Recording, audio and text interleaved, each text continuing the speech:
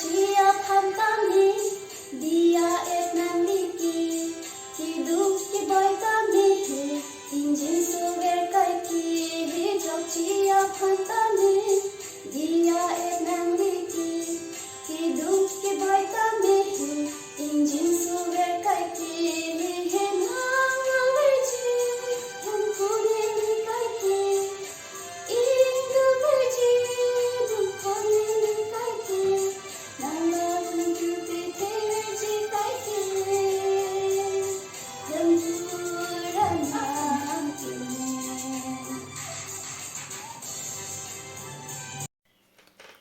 Kardom Nuris Teron Pi Nali Dipurong Supi Pen Yutun Labang So Sing and Shanalon Hache Patidon Pen Ardin Nang Pidul Potang Lipan Nang Churu Parlo Nilitum Bang Po Atumsi Kangkrung Kangsai Nang Lilun Aputa La Pen Litum Kangkrung Kangsai Alam Thi Pen Esom Soni Nang Keklan Kila Puhelo Nang Li Performance Ateng Nang Lilun Kilunat Ti Or Ki Chok Che Rem Ke Do La Pen Nang li kilun pen part presentation upon RD pichet la son selitum ne ponlong tek ponlong.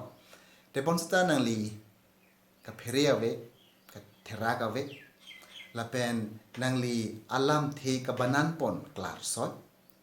Lunajir ajir binong pen nang li kilun pon lundun lo la pen angdi ki en pon ta chetondun pusenitum tek ponlong. Jongsi nang li kilun alun nang li se ati ot lapen alam the kapichu ponong se ke plar pon pachingri asonte lan su selo ki jumeji nang li scoring points ke la puhelo Mr. Gregory Tisopen nang li thom kep long pon lo Kurusa Navinson in kipen nang li pan 40 points nang pi Miss Caroline Amo pen nang li pan 35 points nang pilo lapen Mr. Francis Rongpi pen nang li pan 34 points nang li pan nang pi le pen nilihin pen nang li pan 35 points.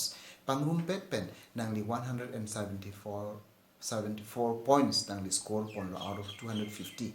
Laki mesen nang li pan nang churolo. Nini yang bong dong sinil tuma team pen nang li pan lun ajir akimi atui kimi nang li pan nang pele li putang te chichinino nang li ingdeng hini angkung hini ateke second round pan nang li qualify lo.